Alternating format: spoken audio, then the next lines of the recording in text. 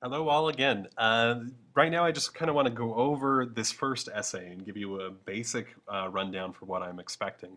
I've written most of it out, but there's a couple of things that I kind of want to emphasize and see what you're going to do with them. So, um, if I was going to write this essay, I would probably, if I was going to write this object essay, I would probably write it on Pando, which is a giant aspen tree collective down near where I'm from. In fact, I've written quite extensively about it. I've never done a specific object essay about it. I've done other object essays, but this is the one that I choose to use as an example. And so I'll let you go ahead and read this on your own, but I think it's a great, weird topic. I have a lot of connections to it. I think it's a great, uh, it's rich with metaphor. There's a lot going on there. And the most important thing I think about Pando is that I actually have a real connection to it. It's not an imagined connection. It's not one that I think people should get.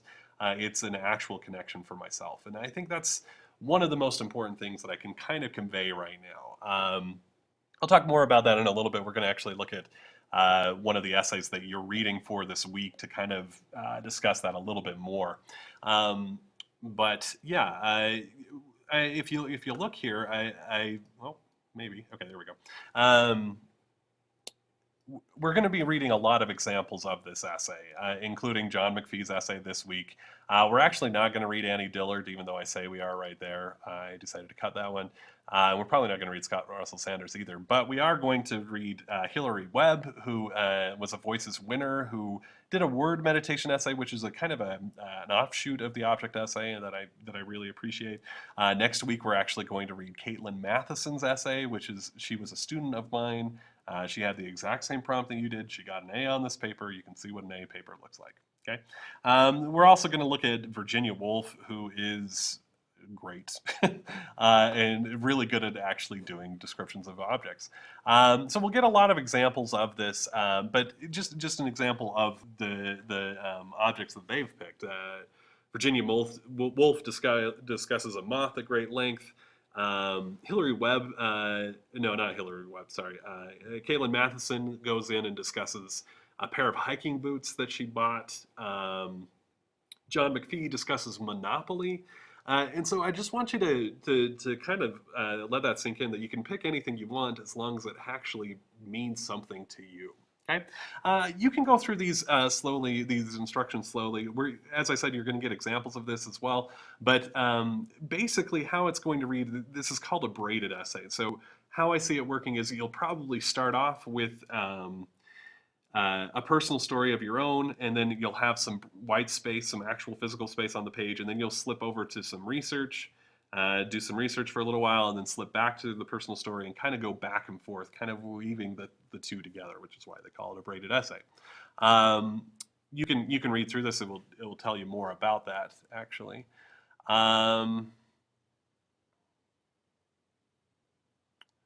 Okay. As it says in the text, I got most of this from Kim Barnes, who's a great Idaho writer. I really appreciate her stuff. Okay.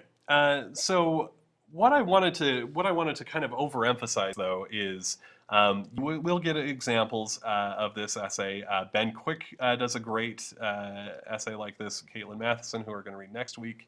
All of these are going to be basic examples of what I'm going to look for.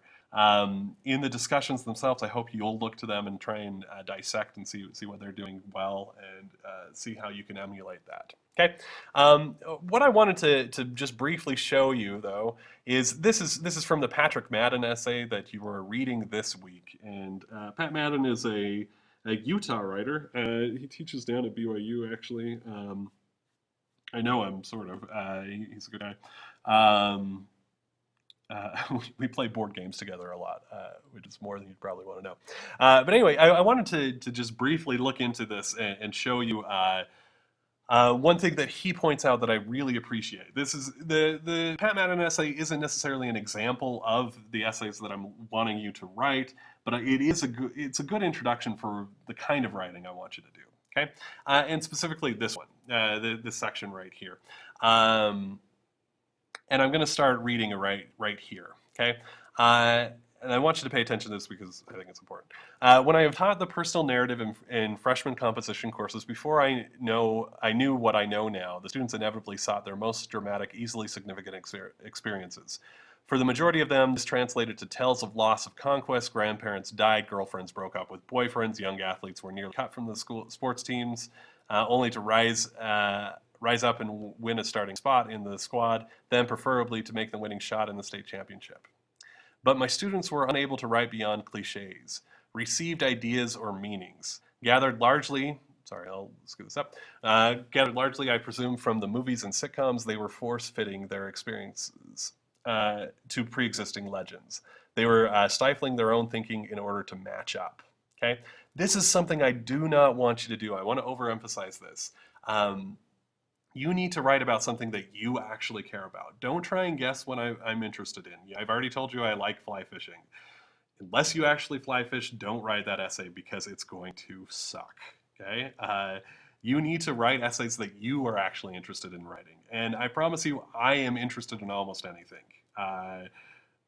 If you can see me, I'm a large, outdoorsy guy, but I've read essays on fashion and loved them. I've read essays on space blankets and loved them. I mean, the real way to sell this essay to me is that you actually like it. Shoot, I can't think of his name. Robert Frost once said that I'll paraphrase it. Well, I guess I'll quote it word for word and then I'll paraphrase it. But he says, "No tears in the reader, no tears in the writer." Actually, reverse that. No tears in the writer, no tears in the reader. And that applies to these essays too. If you don't care about it when you're actually writing it, I won't care about it when I grade it. And I tend to give essays I don't care about pretty low grades. And so just make sure you actually care about it. That's the most important thing, and that these are actually significant and important events. Next week, we'll talk a little bit more about real subject and how to kind of formulate these together. But what I want you to start doing this week is I want you to sit down and actually write 3 to 5 scenes where you're actually trying to look at the that involve the object that you've picked to write about in some way or another. Okay, start off with that. If you get a chance, start doing some preliminary research on it too. But the more important thing, I think, for right now is to get those scenes down. So 3 to 5 scenes. Try and write 3 to 5 pages this week if you can. And then next week we'll work on how to actually implement some of that research into these. So that's it for now. If you have any questions, please email me at russ.beck@usu.edu, and I will get back to you. Thank you.